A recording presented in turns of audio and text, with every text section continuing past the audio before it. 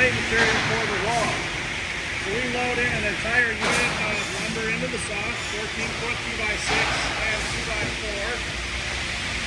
And then we'll walk over to the other side here. And this actually cuts it?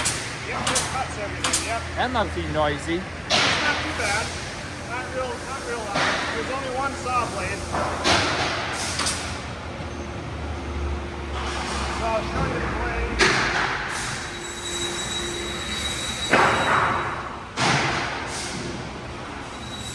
This saw is all-wheel drive. So what it does, it's an optimizer saw. So what it does is, out of that 14-foot board, it'll start cutting 5 walls at a time. That's how we batch it when we do it. So let's say there's 35 exteriors in a house, right? And that varies depending on the size of the house. We'll just go 35, right? Okay. So we'll start cutting 35 to 25. We'll cut those walls first, right, in that particular batch, because we can't just go and cut all 35 walls. We just have stuff going everywhere, right? Right. So for our process, that's what we do. We enter that into the saw. We find the job number we're working on. It brings up on the screen here all of the parts and pieces that it will need to cut for that particular run. So that's what it's got loaded in there right now. It tells us the part number, the size of lumber, all that stuff, right? Oh, so you're doing 5 of the walls of, let's say, Yeah, 35. we'll cut. Cut them, then you'll send them off to those guys who will assemble. Yep. So And then we you'll put do it another onto a batch. rack here. Yep. And So- you limit it to 5 so you don't have chaos. You don't have Yep, so we don't have 35 stuff wall everywhere, sets. right? Okay. Yep, so we do it in a group setting, right? Okay. So typically it's about 5 walls at a time, typically. All right. So we start up the saw. The saw then tells it what to do. So if it's cutting 2x6 bottom plate or top plate, it's going to drop that board over here. Then it's going to come down the conveyor system, one board at a time. So it's going to drop the board from back there, come down the conveyor. It's going to hit a sensor here. It's going to bring that board up to here, hits another sensor, and then these fingers flip up and drop it on edge, and the saw is in here. And then it'll feed that board through. Wow. So here's the saw blade, and we're just simply make a square cut. So this saw is just back and forth all day long. And then there's a 3-sided printer built into the machine as well. So what this printer does is, as it's sending the board through, it is printing and labeling what each part of the wall is. So this is for wall X19, 18, 16, and so forth. Right now, because what I said was an optimizer saw, what it's doing is it is utilizing and getting the most out of that board when it's cutting. So it might start out cutting the longest boards. It might cut a 12-footer. But then what it's going to do, it's going to cut what we call remainder, so it's going to cut some bottom cripples for that wall. It's going to continue to cut parts out of that 14-foot board till there's nothing left. Then what's left is scrap. Scrap that it's coming out of that 14-foot board. You know, I thought that was the scrap. Nope. This is the scrap. It is. So let's say it gets down to the end of what it's going to cut. Instead of cutting it all up and throwing it away, so the last board that it's going to cut is there's a 6-foot piece that is left to cut out of that whole run, right? Yeah.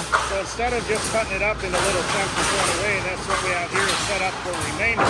It'll cut 14.5-inch blocks. We reuse that into the wall system. Oh. And that goes for fire blocking, ceiling blocking, etc. back in the wall. So you're saving this for a future use. Yep.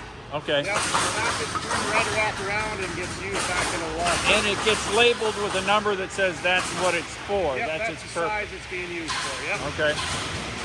So, but other than that, very little waste comes out of that board. That's not waste.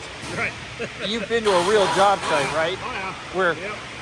that's not even the beginning. Yep. Yeah. Exactly. So that's what that saw does for us. Wow. Keeps the cost down, everything else. So what's the purpose? The chop saw here.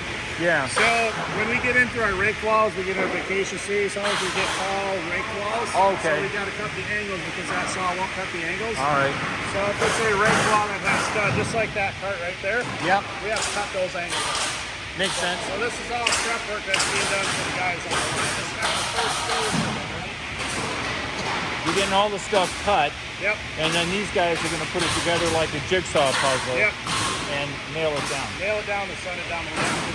It's everything has a big assembly line is what it is. Okay. And kind of put puzzle pieces together. So these guys don't have to sit there, take a tape out, measure it, cut it, Well done, right? go to the site, say, oh, that was wrong, come back.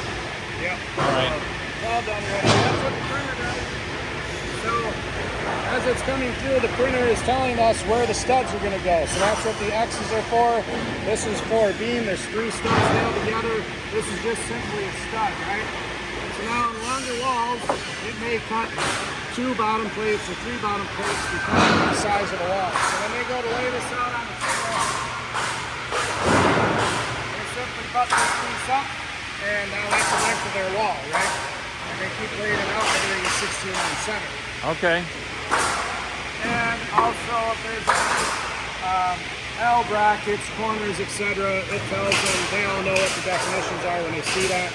So this is a board that's going to lay flat in there, and this board is the way I would sit. The board's going to lay flat because there's an interior wall going in here or something like that. So once they learn what all the codes are, Yeah, and they nail it all. they just say, I need that there. Yep.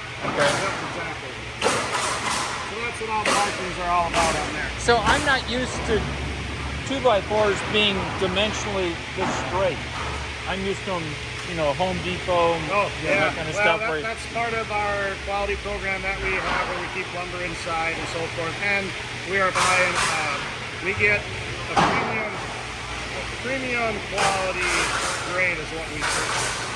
So what the big box stores are buying, they're kind of buying, I don't know what's the best analogy to use. It's probably more or less they're getting the it's not really waste, but it's kind of the seconds, right? So to speak. It's not really seconds, but that's kind of what the analogy would be. Yeah, so. you'd never go. I don't think you could. I don't look, but I'm amazed that you couldn't get this at a big box store. No, you'd have to pick probably through 2 units to get stuff. You'd have to be doing this thing where you're measuring it and looking and putting in. Yeah. Yep. Yeah, I've got a friend who does some home improvement work, and I've gone with him to get wood, and he must spend an hour looking through the lumber to find one that's not ever this good. Right. Okay. Yep.